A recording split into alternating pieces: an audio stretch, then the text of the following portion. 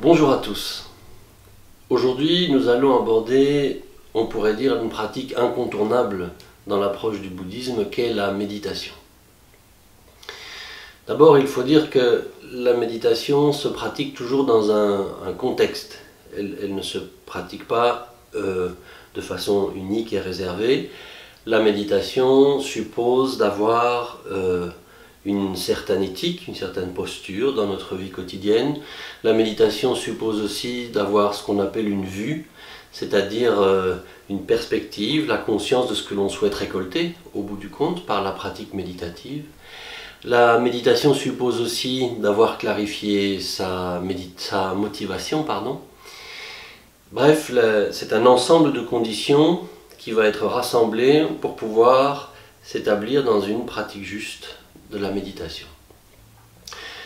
Lors de cette rencontre, nous allons voir trois conditions assez concrètes.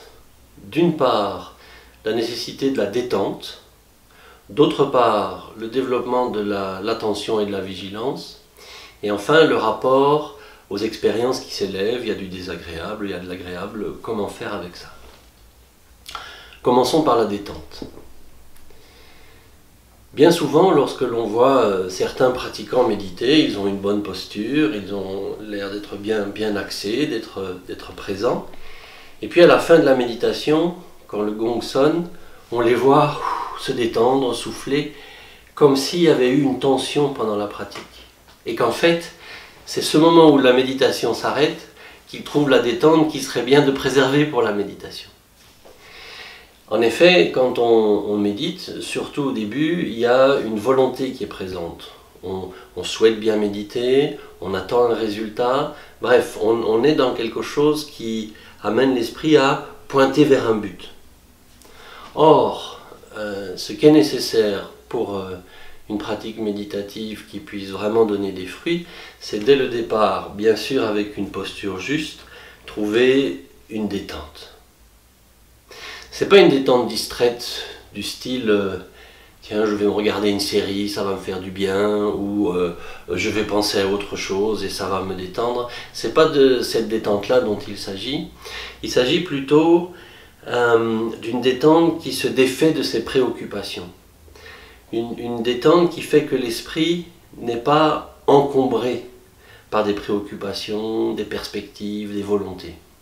Et il y a deux aspects, il y a l'aspect physique et l'aspect de l'esprit, l'aspect psychique.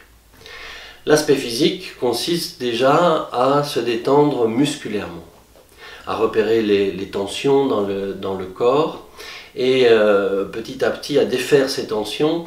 Et même avant de commencer la méditation, les textes disent qu'il est nécessaire de laisser descendre les tensions. On va voir après aussi les tensions psychiques.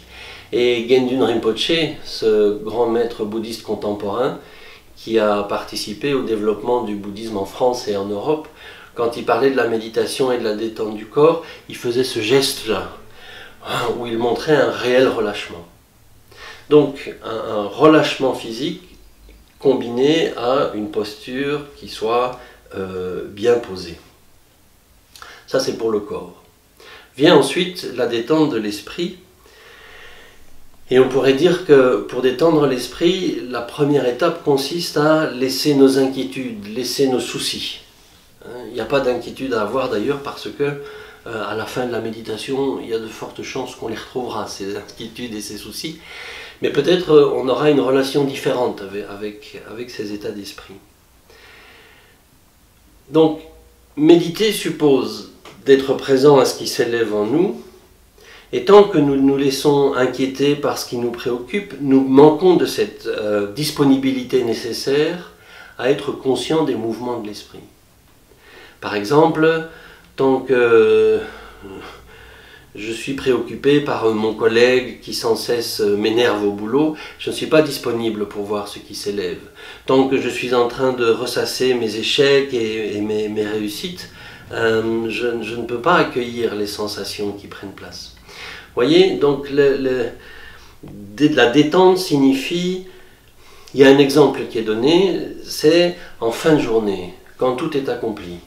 La vaisselle est faite, les enfants sont couchés, on se pose, et à ce moment-là, il y a un sentiment de tout est accompli. Un sentiment de disponibilité qui prend place. C'est ce type de détente-là qu'il nous faut cultiver dans la méditation, même quand on médite le matin. C'est-à-dire de trouver cet état d'esprit ouvert, disponible. Et évidemment, ce n'est pas quelque chose qu'on peut trouver directement, a priori, c'est quelque chose qui vient avec l'entraînement, avec l'habitude. Petit à petit, lorsque l'on se pose en méditation, plutôt que de développer un état d'esprit un peu sérieux, un peu de volonté, on trouve cet esprit de détente et de disponibilité, prêt à être conscient de ce qui s'élève. Donc, bien sûr, le collègue va encore s'élever dans la méditation. Bien sûr, les pensées concernant les projets, concernant le passé vont prendre place. Mais la détente va nous rendre disponibles pour pouvoir en être conscient. Et à ce moment-là, un autre élément, une autre condition de la méditation est nécessaire. Ce sont l'attention et la vigilance, ce que nous verrons lors de notre prochaine rencontre. À bientôt.